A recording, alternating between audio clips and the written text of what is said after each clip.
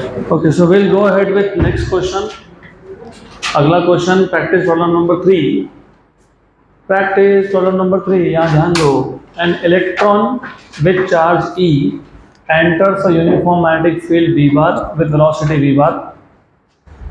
The velocity is perpendicular to the magnetic field. The force on the charge E is given by F equal to BeV. Obtain the dimensions of B. अब ऐसा है कि इस question में तुमको थोड़ा सा फिजिक्स बताया है, वो तुमको नहीं भी पता होगा तो कोई फर्क नहीं पड़ता। फॉर्मूला दिया है, फॉर्मूला से हमारा काम हो जाएगा, लेकिन फिर भी मैं थोड़ा बता देता हूँ कि क्या बोल रहे हैं ये। An electron with charge E, हमारे पास एक इलेक्ट्रॉन है, इलेक्ट्रॉन पे चार्ज है E, enters uniform magnetic field. हमारे पास यहाँ पे एक मैग्नेटिक फील्ड था, जिनको पता नहीं होगा मैग्नेटिक फील्ड को हम एरोज से रिप्रेजेंट करते हैं। और ये जो एरोज है ना, एरोज, मैग्नेटिक फील्ड स्टार्ट होता है नॉर्थ पोल से और ख़त्म होता है साउथ पे। ख़त्म नहीं होता एक्चुअली, लेकिन direction from north to south. तो ये मैग्नेटिक फील्ड है, और मैग्नेटिक फील्ड को हम रिप्रेजेंट कर रहे हैं कौन से लेटर से? B bar. बार क्या होता है? बार होता है वेक्टर क्वांटिटी। पता है vector? What is the vector quantity? Very good, which is as magnitude. तो हमारे पास एक मैग्नेटिक फील्ड था, मैग्नेटिक फील्ड में एक electron is entering with velocity v. So electron with charge E enters a uniform magnetic field B with velocity v. तो ये जो इलेक्ट्रॉन है ये इस मैग्नेटिक फील्ड में एंटर कर गया। वेलोसिटी कितना था? v। तो मैग्नेटिक फील्ड इस इलेक्ट्रॉन पे फोर्स लगाएगा, और वो फोर्स का फॉर्मूला तुमको दिया हुआ है। तो फोर्स का फॉर्मूला क्या दिया हुआ है तुमको? फोर्स का क्या फॉर्मूला बताया है? What is force? B into E into V। और आपको फाइंड क्या करना है? डायमेंशंस। किसके डायमेंशंस? मैग्नेटिक फील्ड की। तो आपको मैग्नेटिक फील्ड B का डायमेंशनल फॉर्मूला फाइंड करना है, ऐसा आपको बोला है। तो सिंपल सा सॉल्यूशन है, मैग्नेटिक फील्ड B, इसका फॉर्मूला क्या आएगा? F upon E। अब अगर मुझे मैग्नेटिक फील्ड के डायमेंशंस चाहिए तो मुझे फोर्स के डायमेंशंस फाइंड करने पड़ेंगे, मुझे चार्ज के डायमेंशंस फाइंड करने पड़ेंगे, और मुझे वेलोसिटी के डायमेंशंस भी बताना चाहिए। तो इसमें से तुमको फोर्स का डायमेंशन याद है क्या? क्या था फोर्स का dimension? Very good, m1 l1 and t minus 2। Velocity के डायमेंशंस पता है क्या थे? l1 t minus 1। चार्ज के डायमेंशंस नहीं पता ना? चार्ज फंडामेंटल क्वांटिटी है कि करंट फंडामेंटल क्वांटिटी है? Current. Do you know electric current I is charge upon time? पता नहीं? करंट कैसे डिफाइन करते हो? Charge upon time. तो चार्ज कितना था? E, टाइम कितना है? T। तो चार्ज क्या बन गया? I into T।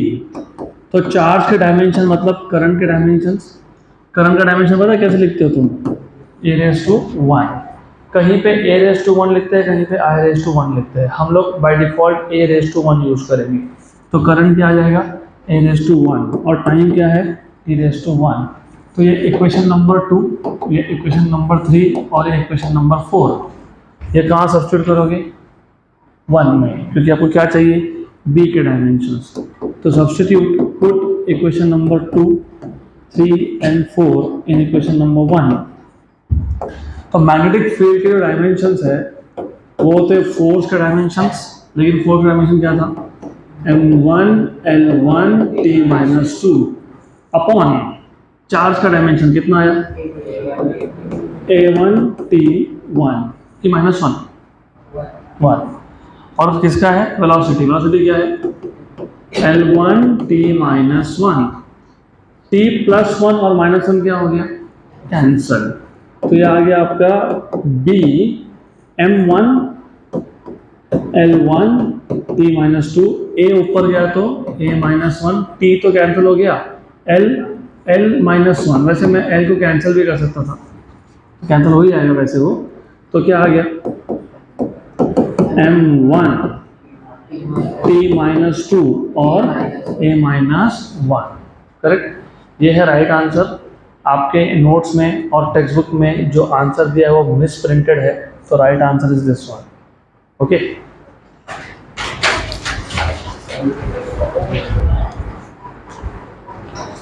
Next question. तो वैसे बाय द वे यहाँ से अगर आप चाहो तो you can make units of magnetic field also. तो हम आगे करेंगे. अगला question. A large 2 metre, a large ball 2 metre in radius. एक लार्ज बॉल है जिसका रेडियस है 2 metre. Is made up of a rope of square cross section with edge length 4 mm. Neglecting the air gaps in the ball, what is the total length of the rope to the nearest order of magnitude? पहले तो question समझ में आना चाहिए, that is the most important thing.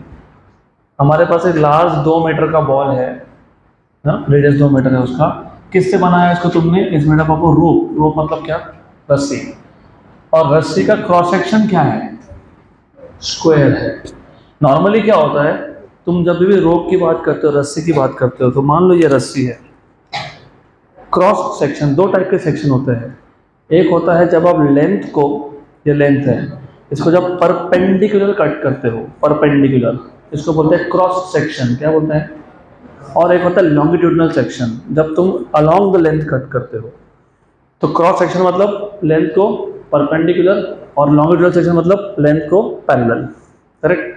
तो अगर मैंने ये रोप, रस्सी, इसको मैंने ऐसा काटा, तो तुमको जो दिख रहा है ना, ये क्रॉस सेक्शन क्या शेप है? सर्कल. तो नॉर्मली रस्सी का, रोप का क्रॉस सेक्शन क्या होता है? सर्कल. लेकिन इन्होंने क्या बोला है? स्क्वायर. करेक्ट. अब और वो जो स्क्वायर क्रॉस सेक्शन है उसका साइड लेंथ कितना बोला है? 4 mm. Neglecting air gaps in the ball, what is the total length of the rope to the nearest order of magnitude? तो मैं पहले क्वेश्चन पूरा अच्छे से समझा देता हूँ. वैसे तुमने रियल लाइफ में देखा है, आपके घर में कोई सिलाई का काम या क्रोशा करता है क्या? क्रोशे पता है? क्रोशे पता है कि नहीं? क्रोशे नहीं पता तुमको? नहीं? चलो ठीक है, और सिंपल एग्जाम्पल लेता हूँ मैं. Just a minute. यार टू मेनी एग्जाम्पल्स. हमारे पास इतना कुछ होता है ना यहाँ पे. फिजिक्स समझना है तो रियल लाइफ में तुमको बहुत कुछ मिल जाएगा. Not a problem at all. ये रस्सी है, रस्सी. इस रस्सी को मैंने फोल्ड करके एक बॉल बना दिया. क्या बना दिया? बॉल बन गया. ऐसा एक बॉल बन गया. तो मैंने एक वायर लिया, रोप लिया, उसको कैसे फोल्ड किया? In the shape of a ball. बराबर. रस्सी, वायर, इसका क्या बना दिया मैंने? बॉल. Very good. तो एक बात बताओ, what is the volume of ball? 4/3 πr³. Very good. तो हमने क्या किया, पहले अच्छे से समझ लो. हमारे पास था एक रोप का क्रॉस सेक्शन था स्क्वायर. तो हमारे पास था एक रोप. तो रोप, ये रोप है, ऐसा रस्सी है. इस रस्सी का जो क्रॉस सेक्शन है वो क्या है? स्क्वायर है. क्या है वो? स्क्वायर है. तो ऐसा स्क्वायर क्रॉस सेक्शन है. इसी रस्सी को मैंने फोल्ड करके एक बॉल बना दिया. निग्लेक्टिंग एयर गैप्स मतलब हमने रस्सी को ऐसा फोल्ड किया कि जब बॉल बना तो बीच में एयर गैप बचा ही नहीं. और ये जो बॉल हमने बनाया इसका रेडियस कितना है? आर. वो दिया है आपको. कितना दिया है? 2 मीटर. और ये जो रोप था इसका जो साइड लेंथ है, एज लेंथ, इसको मैं एल बोल देता हूँ. एल वो कितना है? 4 mm. बराबर. तुमने बॉल किसमें से बनाया? रोप से. इसका मतलब जो रोप का वॉल्यूम था, वॉल्यूम ऑफ रोप, वही क्या बन जाएगा? Volume of ball. Very good. Clear? Volume of rope equal to volume of ball. What is volume of rope? मैं सिर्फ नोटेशन चेंज कर रहा हूँ. मैं एल की जगह पे ए लिखता हूँ, सिर्फ कंफ्यूजन नहीं चाहिए, क्योंकि L is the length. What is volume of rope? Volume of रोप इसका जो एरिया आएगा उसको कैपिटल ए बोल देते हैं। What is volume of rope? A into l. अरे ये रॉड का वॉल्यूम कैसे निकालते हो? Area multiply by length. Area को किससे मल्टीप्लाई करते हो? लेंथ से। तो वॉल्यूम ऑफ रो क्या आएगा? Area into length. Volume of sphere क्या आएगा? 4/3 पाई आर क्यूब। आपको क्या फाइंड करना है? लेंथ ऑफ द रो, मतलब क्या फाइंड करना है? एल। तो एल क्या आ गया? 4/3 pi r cube by a. लेकिन ए कौन था? क्रॉस सेक्शन का एरिया। ये क्रॉस सेक्शन क्या है? स्क्वायर है, तो ये क्या आ जाएगा? A square. तो यहाँ पे तुम लिखोगे l equal to 4/3 pi r cube by a square. Good. तो अभी वैल्यू सब्स्टिट्यूट करते हैं। 4/3 पाई, रेडियस कितना है? 2, तो 2 का क्यूब। एरिया का ये जो स्मॉल ए है, स्मॉल ए साइड लेंथ, वो कितना था? 4 mm। 4 mm मतलब 10⁻⁻3 mm, मिलीमीटर 10⁻⁻3। इसको सॉल्व कर लो। L इक्वल टू 4/3 पाई। पाई की वैल्यू कितनी होती है? 3.14। 2 क्यूब कितना होता है? 8। 4 का स्क्वायर कितना है? 16। Very good. इंटू 10⁻⁻6। और आपको पता है क्या पूछा है? Nearest order of magnitude. What is order of magnitude? जब आप एक बड़े नंबर को या छोटे नंबर को साइंटिफिक नोटेशन में लिखते हो, मतलब a इंटू 10⁻n लिखते हो, तो a की वैल्यू याद है 0.5 से ज़्यादा और 5 से कम, ऐसा होना चाहिए। तो ये जो n है या जो 10⁻n है, तो क्या बोलते हैं? Order of magnitude. तो तुमको क्या पूछा है? क्या पूछा है? मतलब क्या पूछा है? 10⁻n। 10⁻n सॉल्व कर लेंगे। कैसे सॉल्व करेंगे? सिंपल है। एक देखो, यहाँ देखो, ये क्या हो गया? 1 था, ये क्या हो गया? 2 था, ये क्या हो गया? 1 था, ये क्या हो गया? 2 था, और ये क्या हो गया? कैंसिल। रफली। अब रफली कैंसिल क्यों कर दिया? मुझे एग्जैक्ट आंसर पूछा ही नहीं है ना, मुझे क्या पूछा है? Order of magnitude. हमको तो 10 के पावर में इंटरेस्ट है ना, हमको एग्जैक्ट नंबर का कोई मतलब ही नहीं है। तो ये ऊपर जाएगा तो क्या हो जाएगा? 10⁻6। ये 2, ये 0.5 और 5 के बीच में है क्या? यस। तो what is order of magnitude? 10⁻6। Therefore length is 10⁻6 meter in terms of order of magnitude. In terms of order of magnitude. तो लेंथ कितना आ गया? 10⁻6 या फिर 6, ऐसा बोलेंगे उसको। क्या दिया आंसर? 10⁻6। हो गया। अगला क्वेश्चन, नेक्स्ट क्वेश्चन। सबका ध्यान यहाँ पे होना चाहिए। अगला question, I ask any one of you randomly, ध्यान दो यहाँ पे। अगला क्वेश्चन, न्यूक्लियर रेडियस। तो पहले तो ये बताओ, what is an atom? Smallest individual particle, वो पहले था। अब हमको पता है कि atom can be further divided into electrons and nucleus. Nucleus के अंदर कौन होता है? Protons and neutrons. तो जो न्यूक्लियस का साइज है उसके बारे में बात चल रही है। Nuclear radius has a dependence on mass number. What is mass number? Mass number का मतलब क्या होता है? Number of protons plus neutrons is called as mass number. तो बहुत सिंपल सी बात है, पहले मैं तुमको समझा देता हूँ वो, उसके बाद क्वेश्चन पे आएंगे। अगर मेरे पास एक न्यूक्लियस है जिसमें एक ही प्रोटॉन और एक ही न्यूट्रॉन है, एक प्रोटॉन एक न्यूट्रॉन है, तो डेफिनेटली इसका साइज छोटा होगा।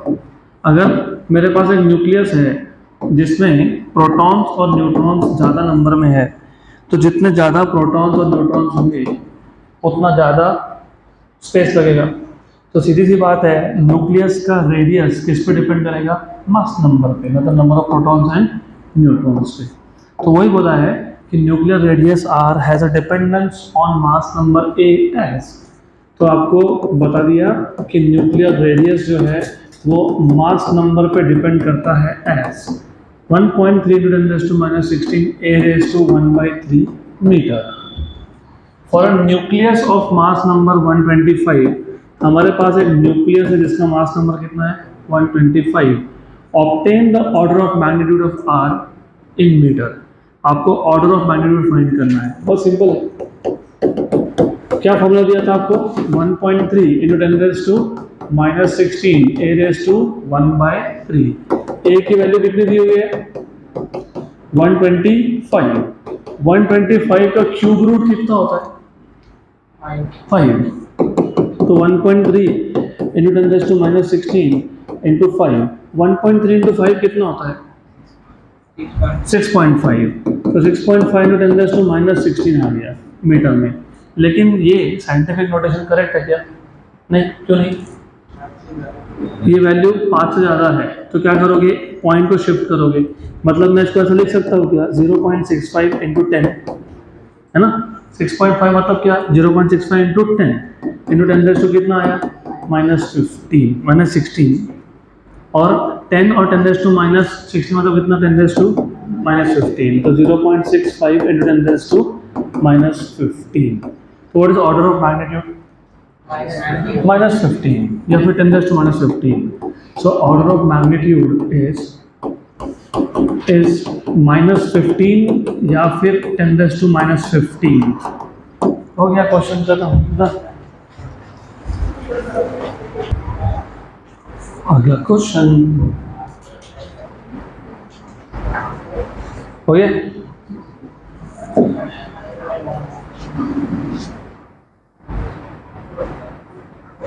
Okay, next question, problem number 6। In a workshop, a worker measures the length of a steel plate with vernier caliper having a least count of 0.01 centimeter.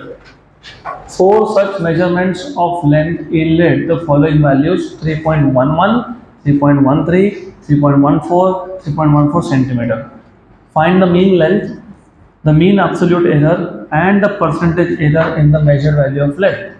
तो एक वर्कशॉप में एक वर्कर ने एक स्क्वायर प्लेट का length measure किया with the help of vernier callipers. पहली बार जब मेजर किया लेंथ तो क्या मिल गया 3.11। जब दूसरी बार मेजर किया तो क्या आया 3.13। The third time 3.14 and the fourth time 3.14। तो ये 4 रीडिंग मिल गए। आपका पूछा है फाइंड मीन लेंथ, तो आपको मीन लेंथ फाइंड करना है। उसके बाद आपको पूछा है मीन एब्सोल्यूट एरर, मतलब डेल्टा ए एम, यहाँ पे डेल्टा एल एम बोलेंगे। अच्छा, मैंने ए की जगह पे एल यूज किया है तो फर्क नहीं पड़ता। और तीसरा क्या पूछा है परसेंटेज एरर। क्या पूछा है परसेंटेज एरर, कैसे निकालते हो LM अपॉन LM इंटू 100। ये 3 चीज़ें पूछी है आपको। गुड, तो I will directly start with solution. Formula तो अभी साथ में लिखते जाएंगे, कोई प्रॉब्लम नहीं है। सबसे पहले आपको क्या फाइंड करना है मीन लेंथ। तो मीन लेंथ कैसे फाइंड करोगे L1 plus L2 plus L3 plus L4 upon 4। 3 3 3 3 12 हो गया। 11 और 13 24 और 28। 0.11 0.13 0.24 0.24 14 और 14 28। तो 0.24 और 0.28 कितना होता है 52।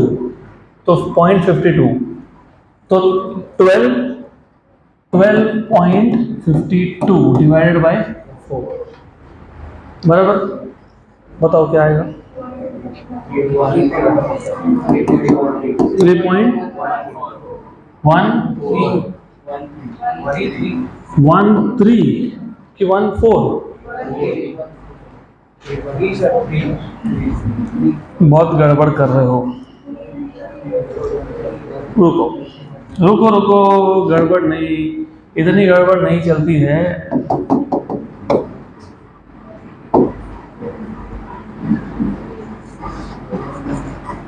वन फोर कैसे आया, बेसिक डिवीजन है।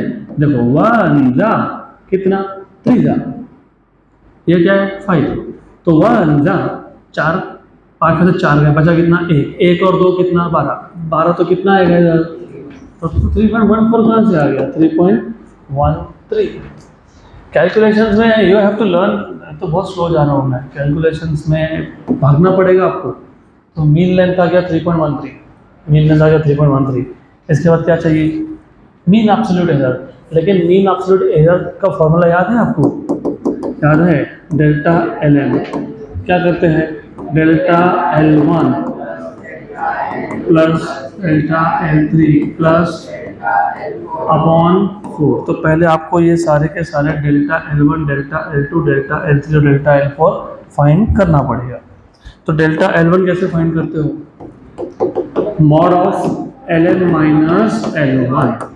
एल एम कितना आया? 3.13। एल वन कितना था? 11। कितना आ गया? 0.02 सेंटीमीटर नहीं आएगा क्योंकि सब सेंटीमीटर नहीं है। डेल्टा एल टू कितना है? Mod of L M minus l m की वैल्यू और एल टू की वैल्यू सेम है। और मैंने तुमको कल बताया था टू वेरीफाई कि जो तुमने कैलकुलेशन की है वो सही है कि नहीं। तो तुमने जब 3.14 बोला तो वहीं गलत हो गए, क्योंकि मैंने बोला था जब तुम मीन लेते हो तो सबसे छोटा वैल्यू क्या है? 3.11। सबसे बड़ा क्या है? 3.14। तो मीन इसके बीच में आता है, करेक्ट। तो 3.13 आ गया था। Delta L three, how do you find delta L three? Mod of L M minus L three. Okay, तो mod of L M 3.13 minus 3.14, तो कितना आ गया? 0.01। तो सिमिलरली डेल्टा एल फोर भी इतना ही आएगा, 0.01। बराबर, करेक्ट, गुड। अभी तुम फाइंड कर लो मीन एब्सोल्यूट एरर, इन सब का एडिशन, मतलब delta l one, delta l two, delta L three, delta l four, चारों को ऐड करो, डिवाइड बाई 4 कर दो। What is delta l one? 0.02 plus 0 plus 0.01 plus 0.01 divide by 4। तो 0.04 डिवाइड बाई 4 0.01, बराबर, यस, करेक्ट, सही है। अब नहीं भी करता तो भी चलता। क्यों चलता पता है? उन्होंने क्लियरली बोल दिया जो तुम वर्नियर कैलिपर यूज करो लीस्ट काउंट कितना है, तो जितना लीस्ट काउंट होता है उतना ही एरर आता है। जितना मैंने 3 दिन से कंटिन्यूसली बता रहा हूँ आपको, जितना लीस्ट काउंट है उतना ही एरर आता है। तो उन्होंने बता ही दिया था कि तुम्हारा एरर इतना आने वाला है। तो अभी अगली बार से ध्यान रखना, जेई नीट के लिए तुमको ये सब चीज़ें पता होना चाहिए अच्छे से। The least count is equal to the accuracy is equal to error. Good, हो गया, ये हो गया। अभी क्या चाहिए तुमको? क्या चाहिए? Percentage error. तो परसेंटेज एरर कैसे निकालते हो? Delta M upon N M into 100। Delta M कितना है? 0.1। एल एम कितना था? L M 3.13 into 100। आपको पता है ये 0.01 और 100 क्या हो जाएगा? 1। तो 1 अपॉन 3.13। अप्रोक्सीमेट बताओ answer, approximate. What is 1 upon 3? 1/3 कितना होता है? 0.3333। तो देखो आंसर अप्रोक्सीमेटली 0.3 ऐसा कुछ आएगा। 1 आ ही नहीं सकता, तो गलत दिया हुआ है, वो गलत है, यहाँ पे प्रिंटिंग मिस्टेक है, तो वो तो नहीं आएगा। आंसर आएगा 0.32। तो टेक्स्ट बुक में जो प्रिंटिंग मिस्टेक है उसको मैंने नोट्स में करेक्ट नहीं किया है, फॉर यू टू अंडरस्टैंड कि वहाँ पे गलती है। 1/3 1.3 नहीं आ सकता, तो उन्होंने 1/3 लिखना चाहिए था, गलती से लिख दिया 1.3, दैट इज 0.32%।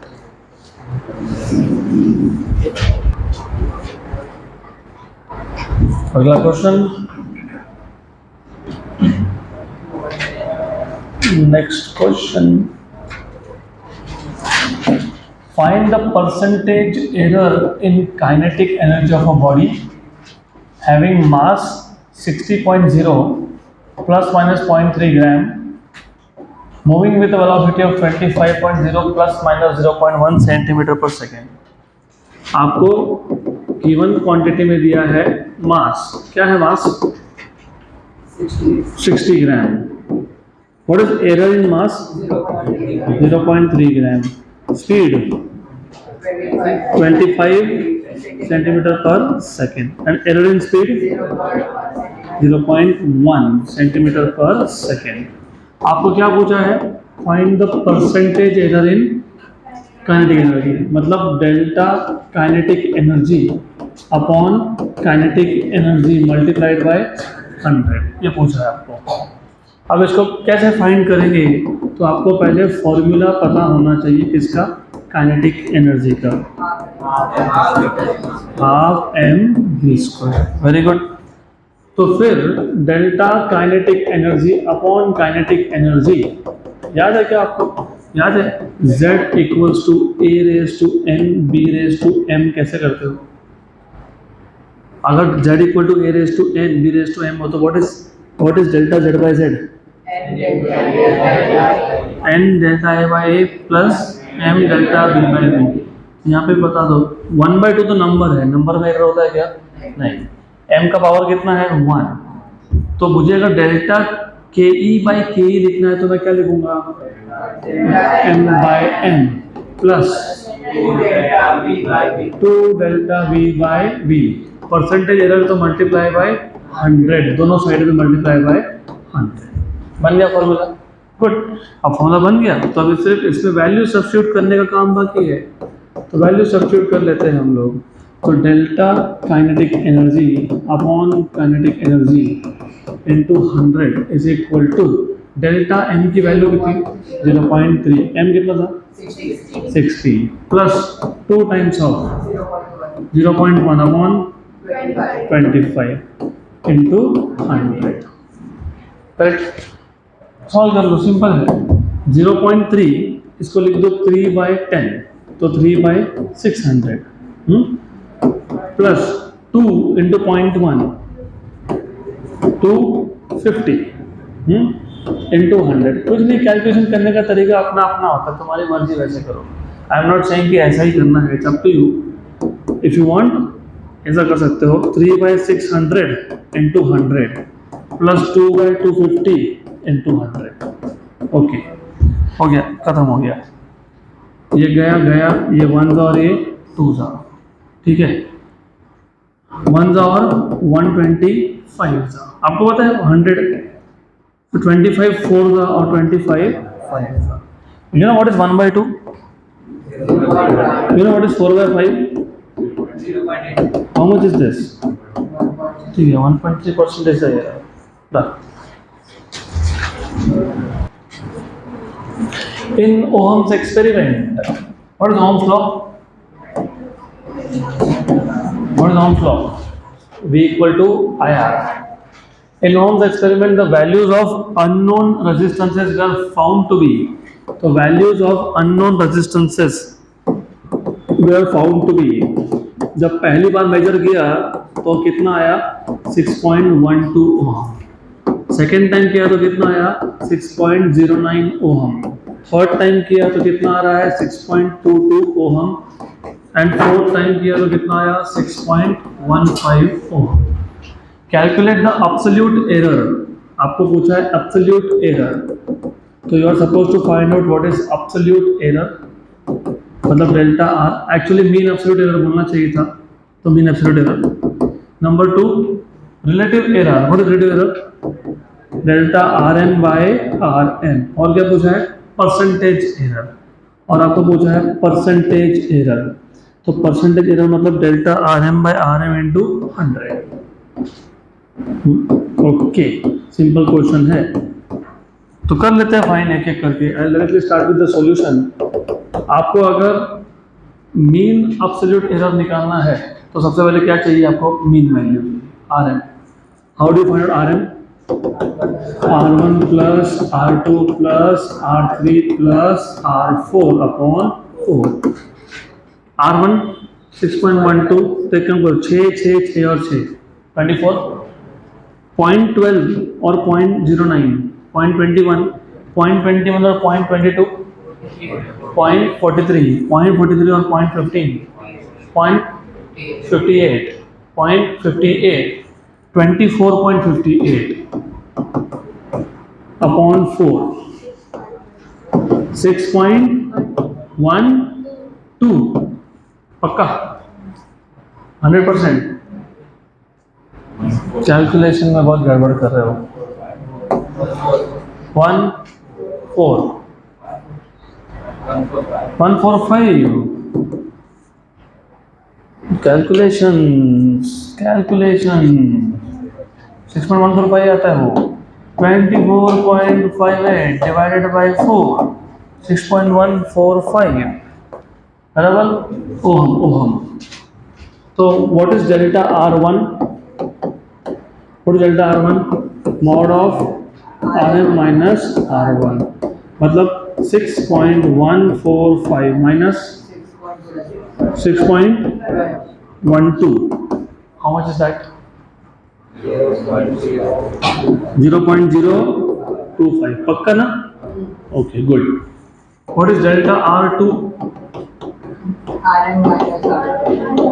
तो 6.145 माइनस 6.09, 0909।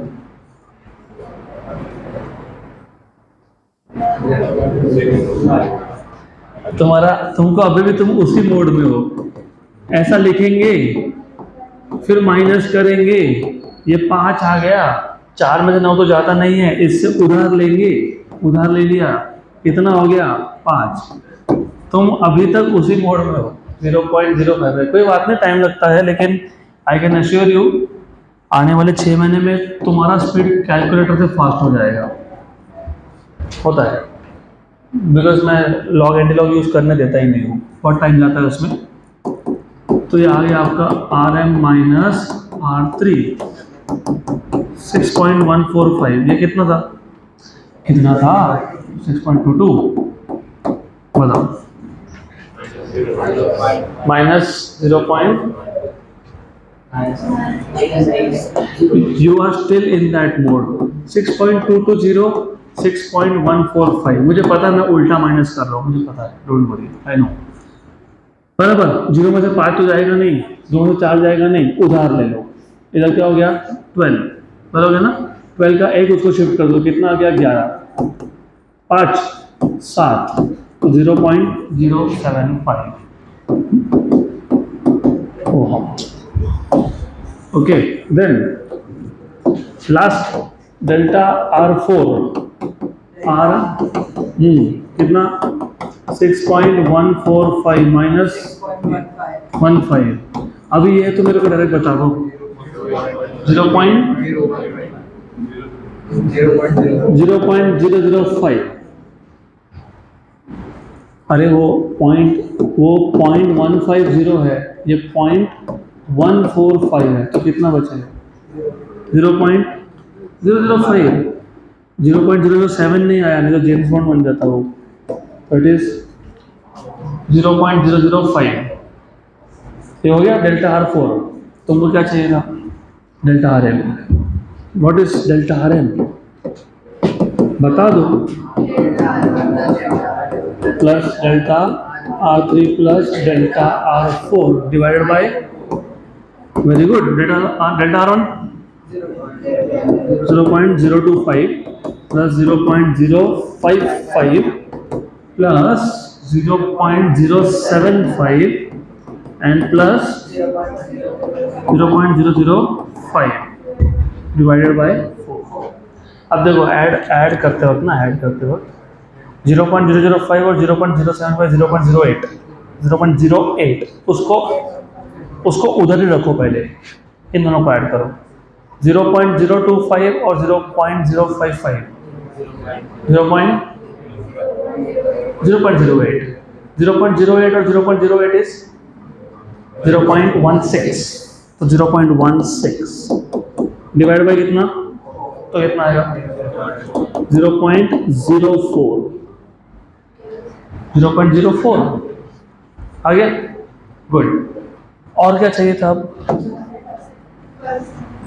पहले रिलेटिव ना, पहले रिलेटिव एरर फाइंड कर लो। Delta RM by RM। What is delta RM? 0.04। What is RM? What is RM? 6.145। 6.145 बताओ, नहीं बता? लॉग टेबल सिखाऊंगा मैं, रेसिप्रोकल। लॉग टेबल में सिर्फ लॉग नहीं होते, लॉग टेबल में रेसिप्रोकल्स भी होते हैं, साइन कोसाइन भी होता है। तो मैं एक साथ बताऊंगा तुमको सब कि how to find such reciprocals. 0.04 divided by 6.14 कितना आ गया? 0.0065। ठीक है, यहाँ तक ठीक है। और ये ओहम मत लिखना, क्यों नहीं लिखना? डेल्टा आर एम किस में था? ओहम में। आर एम किस में था? ओहम में। ओहम हो गया। तो रिलेटिव एरर ये सिर्फ नंबर होता है, परसेंटेज एरर, एक परसेंटेज तो नंबर ही होता है। तो जब भी डिवीजन करोगे तो यूनिट्स नहीं आते उसके। What is percentage error? Multiply by 100। तो 0.0065 को किससे मल्टीप्लाई कर लेंगे तो कितना आएगा? 0.65%। हो गया। चेक कर लो आंसर एक बार। ये है क्या? करेक्ट है? हाँ।